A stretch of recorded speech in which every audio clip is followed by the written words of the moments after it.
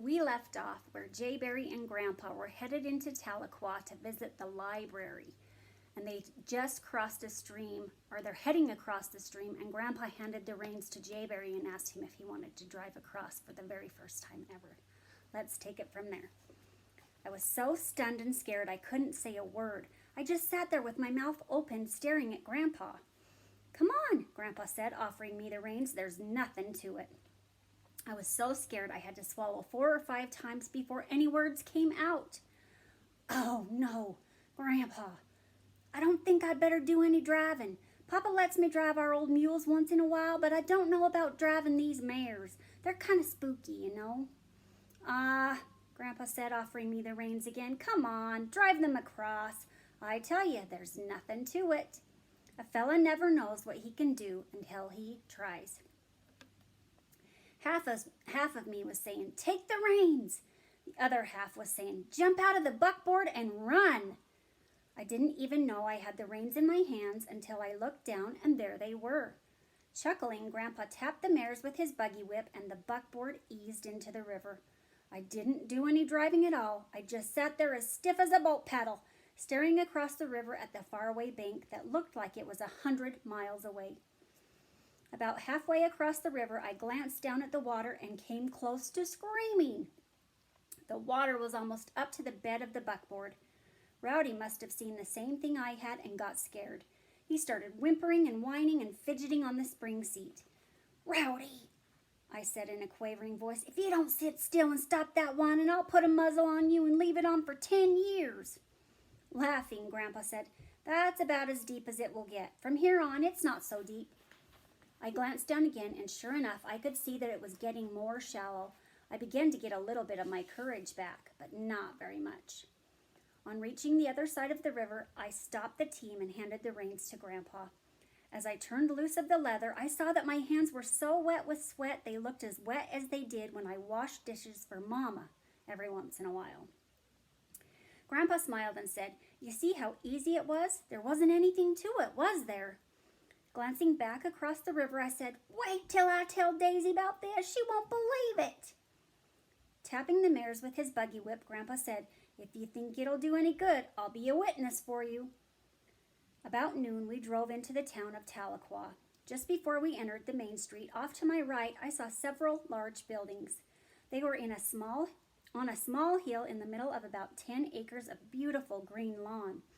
Huge red oaks, white oaks, maple, and elm trees were growing here and there on the lawn. In the shade of those beautiful trees, small groups of people were either sitting or lying on the green grass. Practically everyone had a book in his hand. The people in this town really like to read books, I thought. "Grandpa, what are all those buildings up there?" "Those buildings are the pride and joy of the Cherokee Nation," he said. "That's their college." "What are all those people doing under the trees?" I asked. "Those are students," Grandpa said. "They're probably studying their lessons. They have their classes inside those buildings."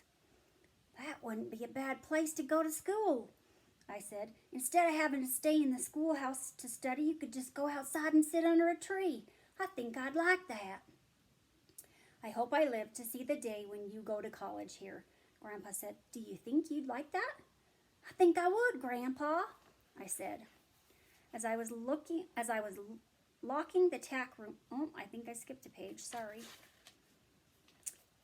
Not far from the college, we crossed a bridge over a small creek. A sign on the bridge said Bear Creek. Grandpa said, "This is the main street. Tahlequah is a nice town, and it's the county seat of the Cherokee Nation." I had never seen so many buildings. There were little ones and big ones. Some of them were 2 stories high.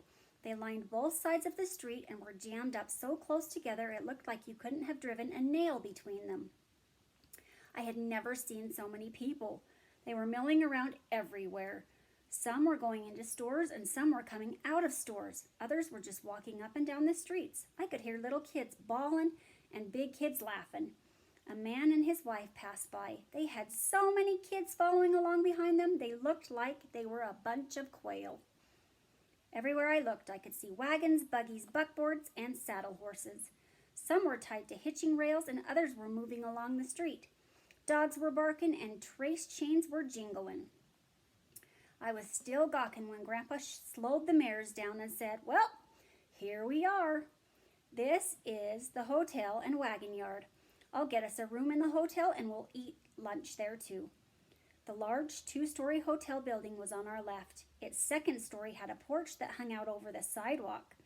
I saw several people sitting in chairs up there. They were just sitting there as comfortable as could be, looking the town over. They sure have a bird's eye view of the town, I thought.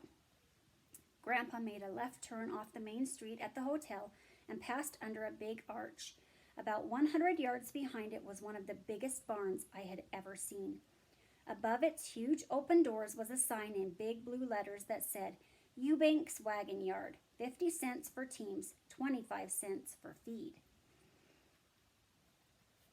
"Boy, this wagon yard must be doing a lot of business," I said. "Did you ever see so many wagons and teams?" "This is only one wagon yard in town," Grandpa said. "They do a good big business, all right. The fella who owns this place is a fine man. He's a good friend of mine." Grandpa stopped the team in front of an empty stall. With a few grunts and groans, he got down from the buckboard. "Grandpa, I'd feel a lot better if I had a rope on Rowdy." Grandpa reached in the buckboard and picked up a short piece of good stout rope. He smiled as he handed it to me. "I think you have a good idea," he said. After tying the rope to Rowdy's collar, I hopped down from the buckboard and tied the other end to a wheel spoke. Rowdy never did like being tied up, and right away he started whimpering and whining. I pet him and said, "Look, boy, I don't like to tie you up, but there's nothing else I can do." Grandpa said, "I have to put the team in a stall and feed and water them. After that, I'll get us a room, and then we'll go downtown and take care of business." "When are we going to the library, Grandpa?"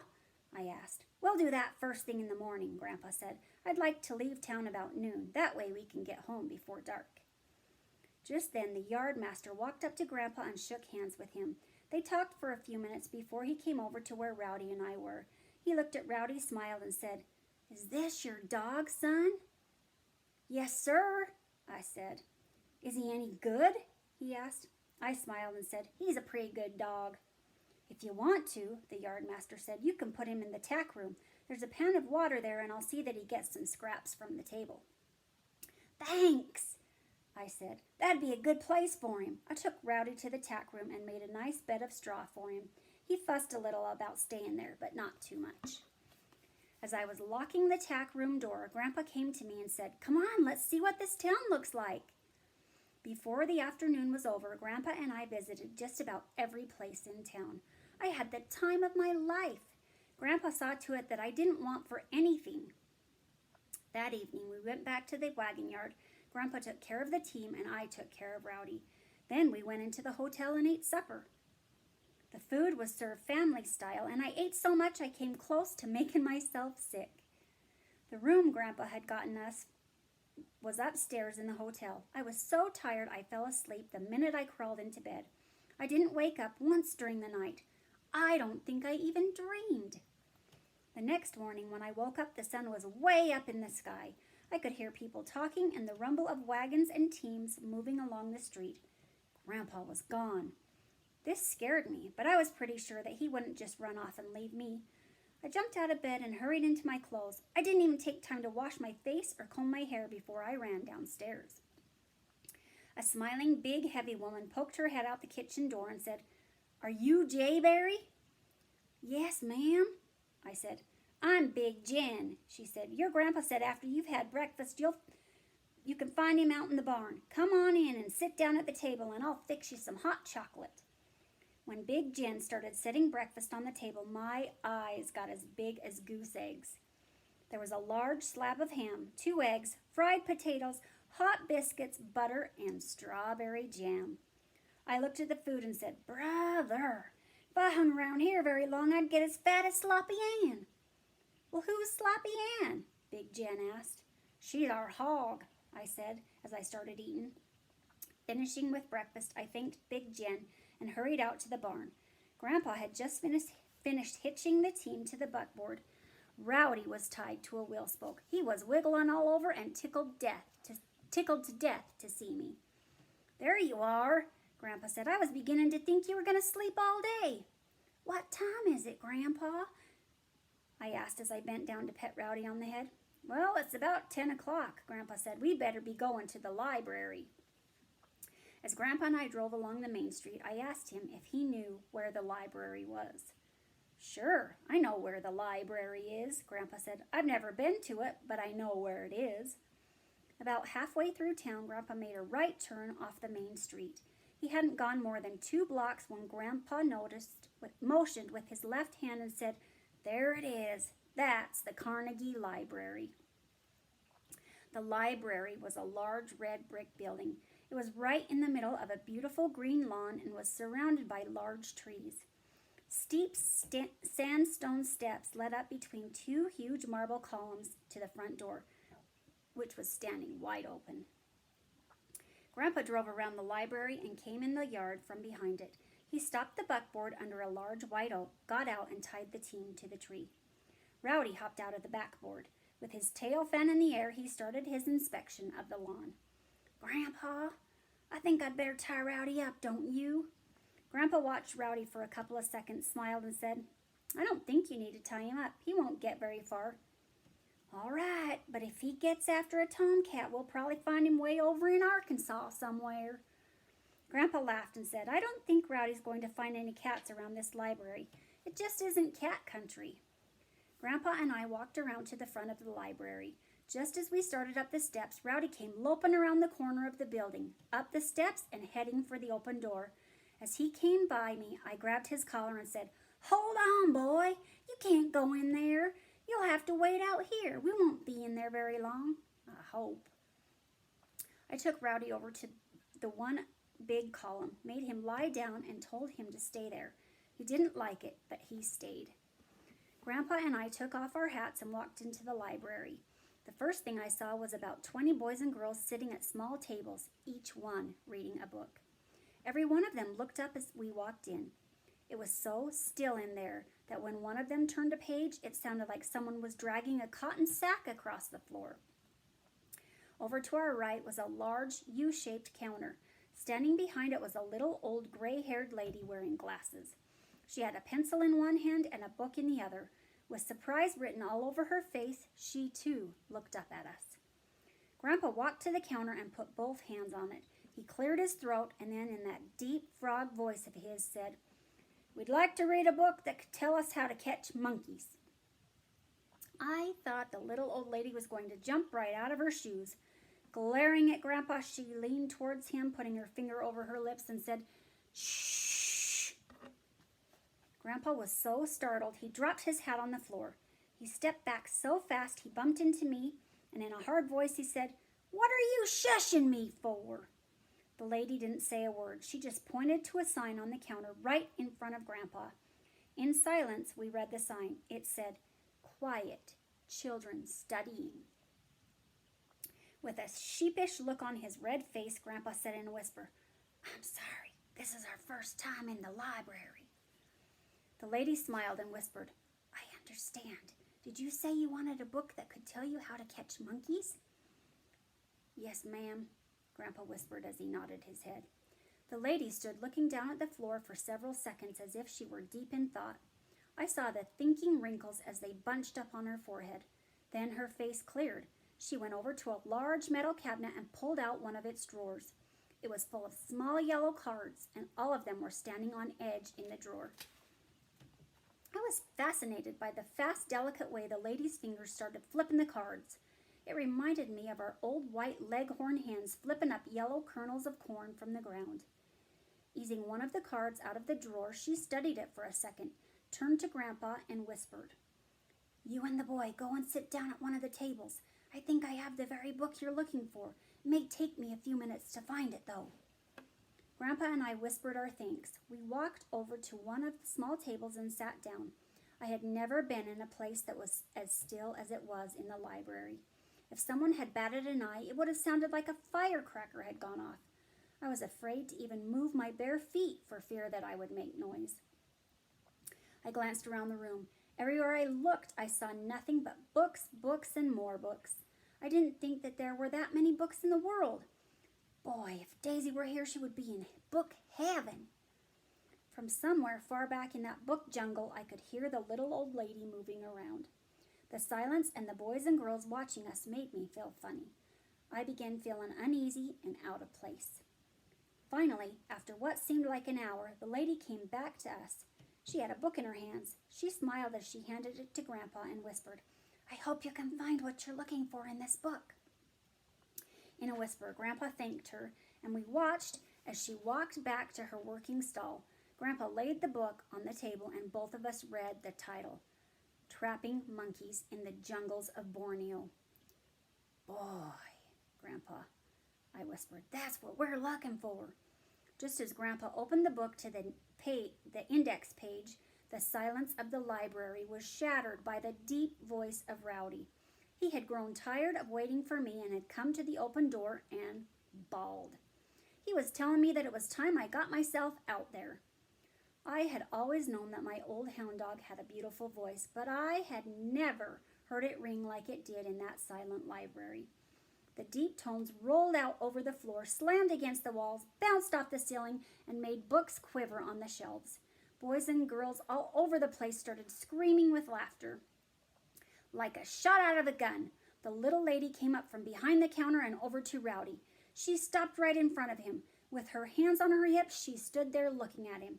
Rowdy thought he had found another friend and was acting like he was very proud of what he had done. He just sat there, mopping the floor with his tail and panting happily.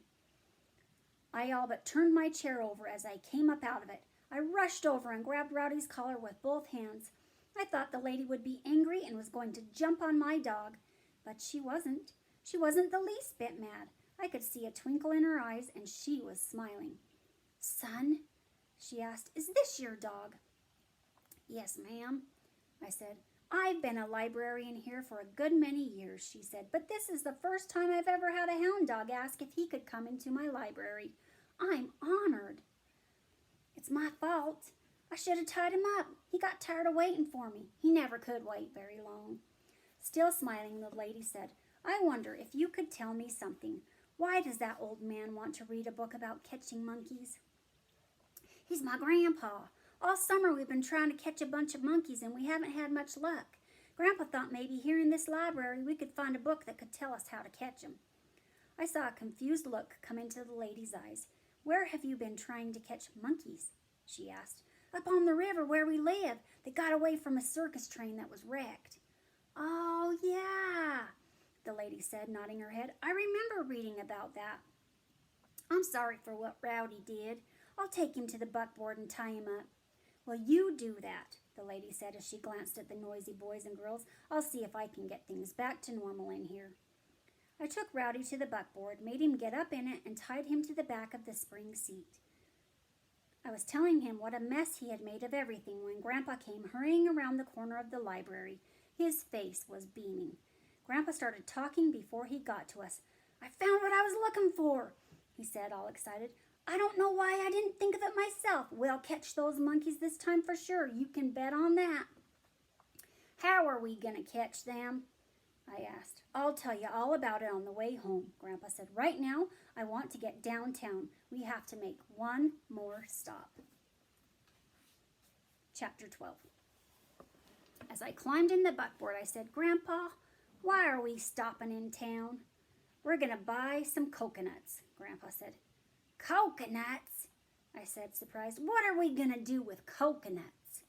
"We're going to use them for monkey bait," Grandpa said. "From what I read in that book, if there's one thing that monkeys really like to eat, it's coconuts." I wanted to ask Grandpa 1,000 questions, but just then we drove up in front of a large building and stopped. "This is the Wiley Mercantile," Grandpa said. "It's the biggest store in town. You can buy just about anything you need here, from a wagon and team to a can of snuff." While Grandpa was tying the team to the hitching rail, I had a talk with Rowdy. I told him that if he behaved himself and didn't make any fuss, I'd bring him a piece of candy. Rowdy wasn't the least bit happy about me leaving him, but he did lay down in the buckboard. As Grandpa and I started into the mercantile, Grandpa said, "Old man Wiley owns this store. He's a fine old man and as honest as the day is long. But I never seem to be able to get along with him. He's always rubbing me the wrong way." I thought Grandpa's store was big, but compared to the mercantile, it wasn't any bigger than a chicken coop. The storekeeper was standing behind a counter when Grandpa and I came through the door. He was an old man and reminded me of Grandpa. As we stepped up to the counter, he looked over his glasses at us and said, "What can I do you for?" Grandpa looked over his glasses at him and said, "Do you have any coconuts?" The storekeeper smiled and said, "You're in luck. I just got in a half bushel of them. They're still in the storeroom. How many of them do you want?" Grandpa frowned. Drumming the fingers of his left hand on the counter, he mumbled to himself, "A half bushel." Then he spoke up and said, "I guess we'll take all of them. All of them." The storekeeper drew back and said, "The whole half bushel?" "Yes," Grandpa said, "the whole half bushel."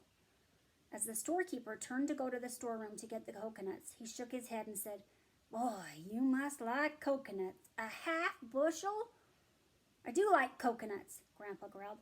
"I've never in my life had all I can eat all at one time." I wanted to laugh, but I was afraid to. It's not a good idea to laugh at two old men when their dander's up. There's no telling what they're liable to do. On hearing someone giggle, I turned around. Over behind the candy counter was a girl about my age. She was looking straight at me. She was the prettiest girl I had ever seen. In fact, I don't think girls got any prettier. She looked like a doll. Her hair was the color of sycamore leaves after the first frost. It hung down her back in two long braids and was tied with purple ribbons. She had a dimple in one cheek. At first, I thought her eyes were blue. Then I decided that they were green. Then I didn't know what color they were. Seeing the ribbons in her hair reminded me of Daisy's ribbons. "Boy, oh boy, Grandpa, I almost forgot Daisy's ribbons." Grandpa laughed and said, "If you had forgotten those ribbons, neither one of us could have gone home." I walked over to the pretty girl and said, "Do you work here?" She didn't say a word. She just smiled and nodded her head. "I'd like to buy 2 spools of ribbon," I said. "One pink and one blue." The girl turned and walked to another counter. I followed her. While she was getting the ribbon, I looked through the glass top of the counter and saw a tray of thimbles. Some looked like silver and some looked like gold. When the girl came back, I waited while she put the ribbons in a small paper sack, and then I said, "How much are those thimbles?" The girl said, "They're 15 cents each." "I'll take one of those gold ones," I said. "What size do you want?" she asked. "Size? I don't know what thimble size." "Oh, sure," the girl said, "either small, medium, or large." "Well, it's for my mama, but I don't know what size she needs." "Well, let's see," the girl said, holding her hand up in front of her and looking at it. "Is your mother's hand bigger than mine?" I looked at her hand and said, "I don't know. Mama's hand could be a little bit bigger than yours." Holding her hand out to me, she said, "Maybe if you held my hand, you could tell a little better." This really shook me up. I stepped back and said, "I'm not going to hold your hand. What's the matter with you?" She giggled and said, "I was just trying to help. Didn't you ever hold a girl's hand before?" "No, and I'm not going to." She said, "I think your mother would need a medium." "All right, give me one of those then." The girl put the thimble in a tiny box with cotton in it and handed it to me. She said, "Will there be anything else?" "Yeah," I said as I shoved the little box down in my pocket. "I'd like a dime's worth of jawbreakers." While the girl was getting the candy, I saw something that really took my eye. It was a snow-white shaving mug with a fancy design on it. Some time back, Papa had dropped his shaving mug. The handle had broken off and it had a bad crack in it. He still used it, but I knew he would like another one. "How much is that shaving mug?" I asked the girl. "Well, it's kind of expensive," she said. "It costs $1.25." I knew if I bought the mug, I'd be flat broke. But that didn't make any difference. I wanted Papa to have the shaving mug. "I'll take it," I said. As I handed the girl my money, she said, "My name is Patricia, but everyone calls me Patty. What's your name?" "J. Barry," I said. The girl giggled and said, "J. Barry, that's a cute name." "Cute? I don't see anything cute about it."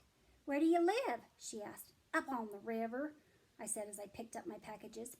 "Do you have a sweetheart?" she asked.